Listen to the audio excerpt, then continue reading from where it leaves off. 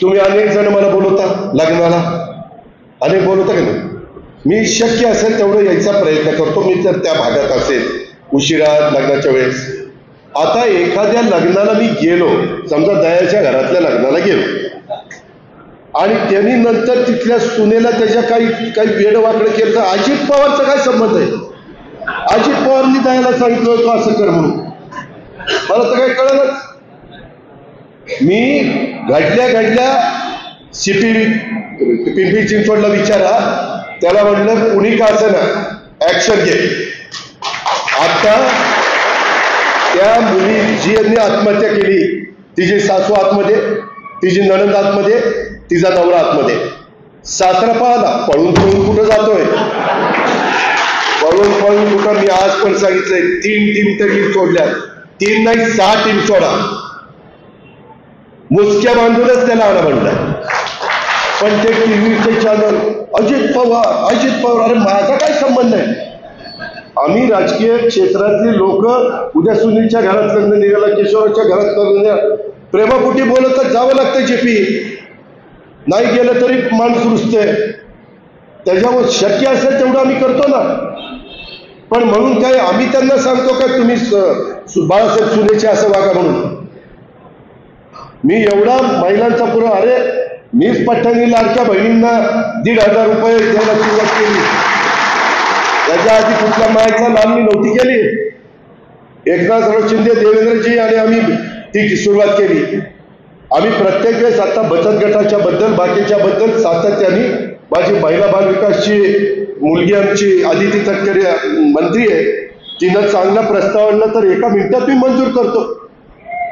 आणि खुशाल ते चॅनलवाले अजित पवारांना जाब विचारला पाहिजे. जर अजित पवार तिथं दोषी असेल तर अजित पवारला फासावर लटवा, जर कुठं त्याचा संबंध असेल तर. पण उगीच माझी बदनामी काही घेणं देणं. मीडियाला अधिकार दिलाय मोकळीकीचा, कुणाची पण नावं घेत आहेत. आणि उद्या मी लग्नाला गेलो, समजा राजवर्धनच्या घरातलं लग्न आहे, आणि राजवर्धन म्हणलं की दादा ही चावी मला माझ्या जावयाला द्यायची, द्या. नाही दिली तर ती बाबा नाराज होत. तरी चावी देताना त्याला विचारलं ही स्वखुशीने देताय का बळजबरीने घेताय? खोटं नाही सांगत, टीव्हीला अजून आहे. मी त्यांना म्हणलं बळजबरीनं घेतलं तर मग बघतो याच्याकडं. अरे एवढं लोक कडक वागतोय तरी देखील माझी बदनामी करता. नाही ना, खरं आहे ते समजायचं, जे खरं आहे ते खरं आहे. मी एवढा अधिकारवाणीने आवाज काढून बोलतो, त्याच्यात मी 5 पैसे कुणाचा निंदा नाहीये, चहाचा पण निंदा नाहीये. आणि ह्या पद्धतीनं ते केलं. आज बघा बावधन पोलीस स्टेशनला गुन्हा रजिस्टर झाला 2006, 206 पण 25 कलम 80/2, कलम 108, कलम 118(1), कलम 115(2). आता जे वकील लोक असतील त्यांना कळेल ती कलम, मी काही ते वकील नाहीये. नंतर 352, 351(2), 3(5) नवीन जे कलम आलं ते. हा गुन्हा 17/5/2025 ला दाखल झाला. आज तारीख किती? 22/5. बरं, मी सगळ्यांना काय सांगायचं कारण आहे कवले, किंवा मी सांगितलं गुन्हा दाखल करायला, कडक वागायला. मी त्याच दिवशी सीपीला सांगितलं आणि म्हणलं रोजच्या रोज रिपोर्टिंग आलं पाहिजे. अजिबात एक देखील मायचा लाल त्याच्यातनं सुटता कामा नये. आज मी जाहीर करून टाकतो, तो तर माझा पदाधिकारी नाही, परंतु सभासद असेल तर त्याला आजपासून राष्ट्रवादी काँग्रेस पक्षातलं मी हकालपट्टी केलेली आहे.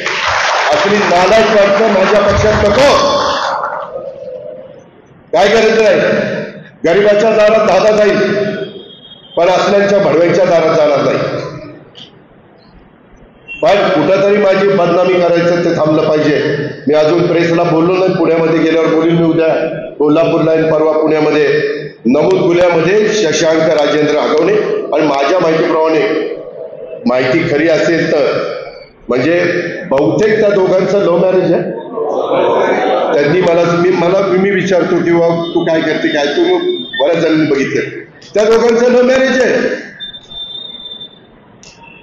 म्हणजे माझा कुठं दुरान्वय पण संबंध नाही, फक्त लग्नाला हजर राहिलो एवढाच संबंध. आता कुणाच्या लग्नाला नाही आलो तर असं माझ्या मागे लक्षात लागतं म्हणून आलो नाही समजायचं. आणि